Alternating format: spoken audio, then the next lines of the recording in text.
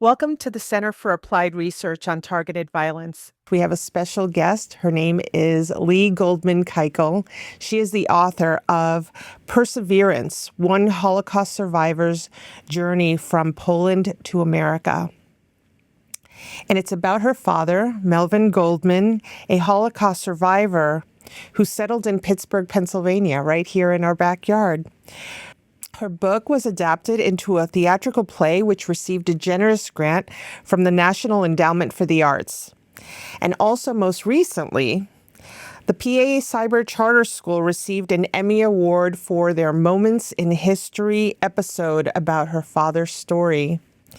Lee's family story has inspired a larger conversation about the Holocaust and antisemitism. And her story has reached over 8,000 people, comprising diverse audiences in the Western Pennsylvania region and globally, including high school students in Johannesburg, South Africa, and the Folsom Prison Book Club, just to name a few. Lee, it's an honor to have you on our podcast today. Thank you for joining us. We're pleased to have you. Thank you, Susan. It is an honor to be here. Lee, for years, you have said that your father never talked about the Holocaust with you and the family, but then yet he decided to start recording his testimony. And tell us about that and what inspired you to write this book. My father never did talk about his experiences until I was about high school age or college age and starting to take some Holocaust studies classes myself. I think my father wanted to shelter me from the atrocities and the horrendous things that he was subjected to and our family.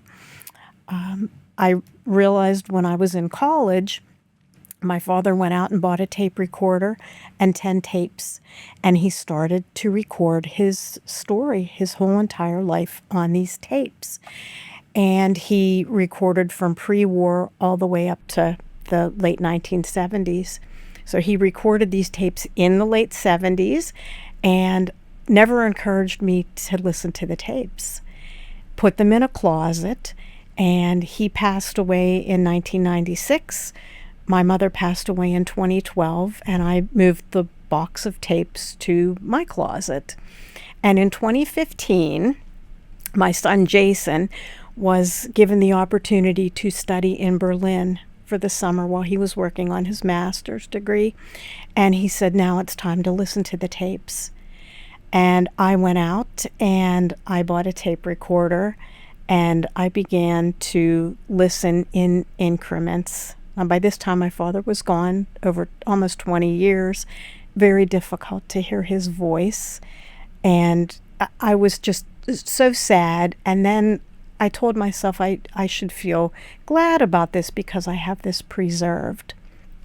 And there was a very detailed and organized story of his pre-war life all the way up till him being a citizen in the United States and being a jeweler in the Pittsburgh area. That is fascinating. And he never shared with you that he recorded his testimony and then you discovered them after his death. And tell us, I guess, I want to hear about his journey to Pittsburgh because of all places that he could have landed, why Pittsburgh? But I'm just really interested in understanding, what your reaction, I'm sure there were so many things that you reacted to. What was the most compelling thing that you heard, that you first heard when you heard his voice and recording his testimony? It's, to me, a miracle that he survived. My father was the oldest of 7 children, born in 1923 in Łódź, Poland. And at that time, it was the second largest city. It was a very large textile and manufacturing city. And my grandfather owned a sheet metal factory. And the family, there were close to 70 family members in the city. Everyone lived a decent, Jewish life. There was a lot of anti-Semitism. My father tells in his tapes he experienced anti-Semitism at school and on the soccer field. There was a lot of fighting, a lot of racial slurs, and they just accepted it and just kind of went along with things. And things went well until September of 1939, when the Nazis invaded, and part of Łódź was made into a ghetto. And the family stayed intact for 5 years in the ghetto with conditions that worsened. They were horrendous. Everyone worked except my dad's youngest siblings. They were too young to work. They stayed at home. Some experiences my father had. He had 6 teeth knocked out just because he was walking down the street. And his father at one point was taken to what they called the Kripo house, and that was the torture house. He was taken to be interrogated because they thought that he was hiding something. He had extra money or extra something because they had a manufacturing business. And by luck, my father knew somebody that was able to help my grandfather get out of the Kripo. And by that time, he was, as I tell in my presentations, physically and mentally broken. And after 5 long years, the ghetto was being liquidated, and everyone was told to gather their belongings, and they boarded cattle cars and went directly to Auschwitz. And when they got there, my father and his one brother were sent one way, and the rest of the family was sent the other way. And that's the last time my father ever saw his family again.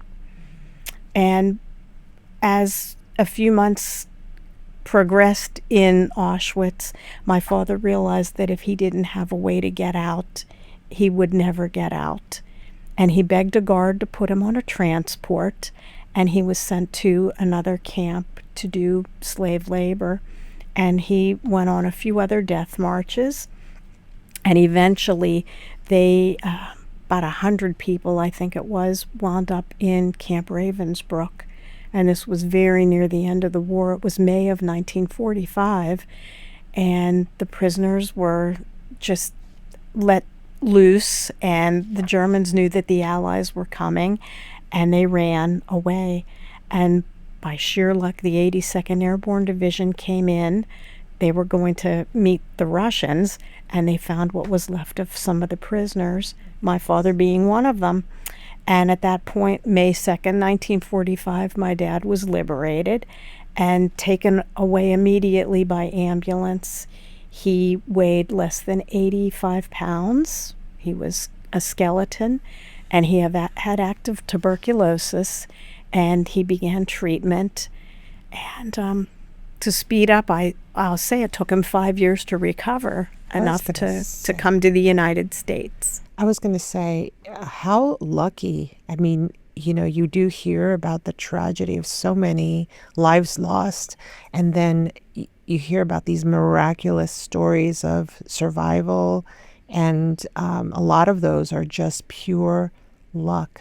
I absolutely agree with that. So much of it is luck. Yes, let's talk about his journey. So he recovered it took about 5 years for him to recover.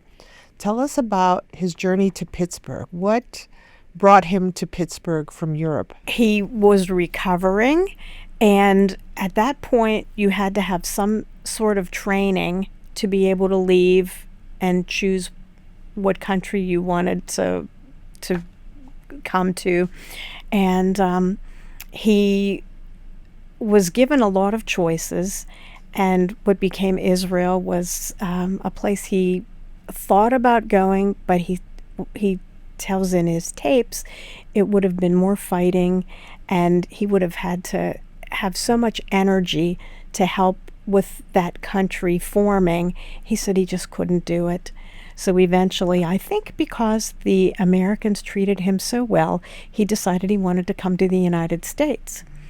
We had no one here, and through the aid workers and people that were helping him with his papers, they suggested Pittsburgh because my grandfather was in the metal business, and they figured Pittsburgh was so industrial, this would be a good fit for him. He could get a job.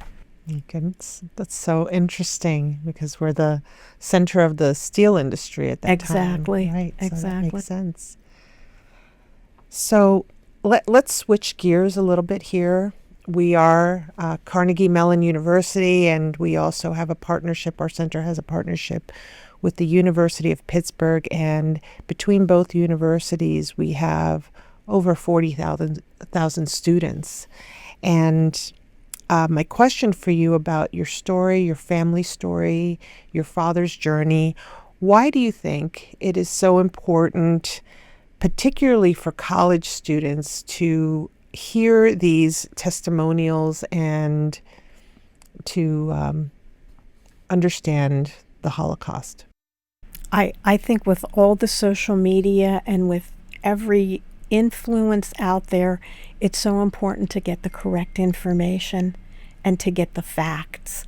And I really try and stress that when I talk to students and adults. My book, the first part, is completely in my father's words. It's a memoir. So when you read it, or if I read an excerpt from it, you're getting it right from the person that this happened to. And I think that's really important. And I have come to realize that as a second generation, I know the story because my dad told the story to me, so I can get the facts out there. And I think it's easier to connect with things that are happening today. You can learn about my father, you can learn about anti-Semitism, other forms of bigotry and hate, and you can kind of put the pieces together and form your own opinions about that after you get the facts.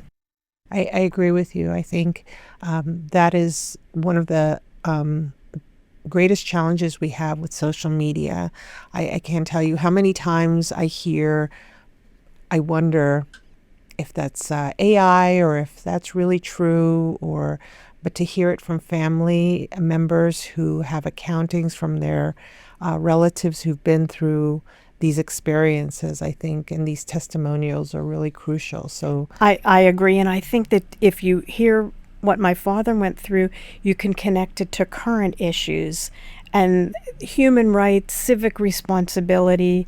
And I think that hearing it from someone like my father or someone like a generation speaker, I think you can be more compassionate and you can have more empathy toward others. Tell us about the Emmy, the recent Emmy. Congratulations. PA Cyber Charter School. Who would have thought? And I didn't realize they had a series called Moments in History. I don't know if that's accessible to the general public, but tell us about that and how exciting that their story, their feature of your father's story was what helped them win the Emmy. Yes, it is very exciting. I am so proud of PA Cyber for this series and for choosing me and my father and our family. I was asked to do some presentations at PA Cyber, and I went to about 3 of their campuses, presented to the students who were wonderful, and their parents participate, and some of their grandparents participate. And then Scott Rutledge asked, he does their media at PA Cyber, and he said, we have this series that we do, Moments in History. It's educational. We do get it out to the public after it's premiered at PA Cyber, and it's on their YouTube channel. You can just Google it. And they asked if I would like to participate. And I said, of course, it's another way of getting the story told and preserved. And they took a day at my house to interview me, look through some of my father's, all of his artifacts. And then we took a trip to Squirrel Hill so I could show PA Cyber where the first place my father lived when he came to Squirrel Hill. And it took them about a year to put it together. And the short film debuted this past January on International Holocaust Remembrance Day. And it's been shown a few times. Congratulations. Thank you very much. And they did win the Emmy for that. And it's very exciting. I was curious, PA Cyber Charter School, what age range are we talking about here? The kids that they have shown it to, about 6th grade up to 12th grade. Okay. Yes. Middle school and high school, yes, and parents' discretion. Right. And something that's really interesting in our conversations about your touring, I'm fascinated by some of the remote places within Western Pennsylvania that you've been invited to talk about your book and your father's experience. I'm curious, what kind of questions do students ask you? I took some notes on that. They ask the most interesting questions. They think, and they have some wonderful comments. A lot of students have asked about my mother, which I find very interesting. They want to know if she was a survivor. My mother was born and raised in Pittsburgh, and she was a very compassionate, wonderful person. I always try to say that I like to be like my mother. She was a really good person, and she helped my father with his English and all of his health issues, and she was just the stable factor for all of us. Students ask me, how did my father survive? How could he do it? I say a lot of hope, tenacity, perseverance, and I realized that there was a lot instilled in my father from his parents. A lot of things that my grandfather said to him and my grandmother said to him. And my grandfather said, someone has to survive. Someone has to survive. And I think he kept that with him. And I think that helped him. Some of the students have asked me, why is there anti-Semitism? And that is my hardest question. I have a very difficult time answering that. I tell them that it's the oldest form of hatred. And I just try and be positive and express myself and explain what it is to be Jewish the best way I possibly can. A lot of students have asked me, and adults as well, if my father ever lost his faith. And I say he did not. He was raised Orthodox Judaism. He didn't practice organized religion in the United States, but he was very well read and very well versed and never forgot who he was. Yeah. I've been asked, do I have children? And what do I convey to them? I have my son Jason. I never pushed the issue of the Holocaust with him. I told him various things about his grandfather, and since I started researching and writing my book since about 2015, he has really delved into things. We think our children sometimes don't pay attention to us, and then they pursue these projects and these things that just surprise us, right? Yes, absolutely. And I just think it's a wonderful thing to see the next generation embrace their identities. I absolutely agree. I'll say that I encourage students to be upstanders. Don't sit by idly. Pick something that you're passionate about, whatever it is.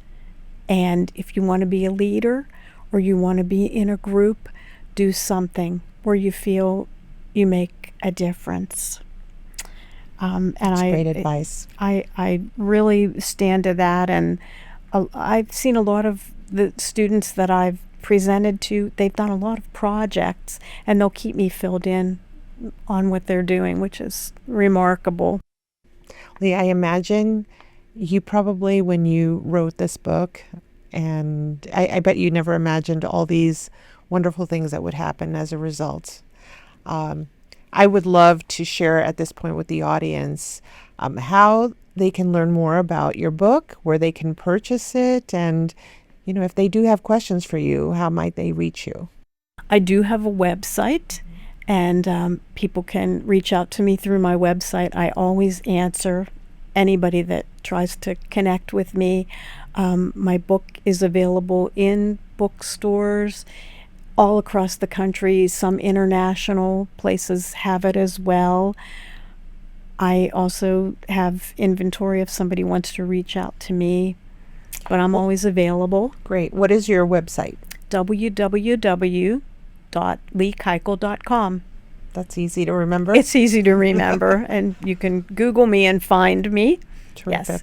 Terrific. Well, thank you so much. You've been a terrific guest, and this has been incredibly inspiring and educational. And we'd love to have you back again, because I understand you're about to embark on another project, which sounds very exciting. But we'll keep the audience waiting to hear more. We will do that. I very much appreciate you giving me the time, and I want to say I commend families of these great kids and the teachers out there.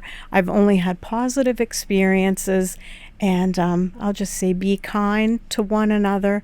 And for me, with all of the things that I have going on, I do have a lot of hope. That's a wonderful place to end on. Thank you so much, Lee. Thank you.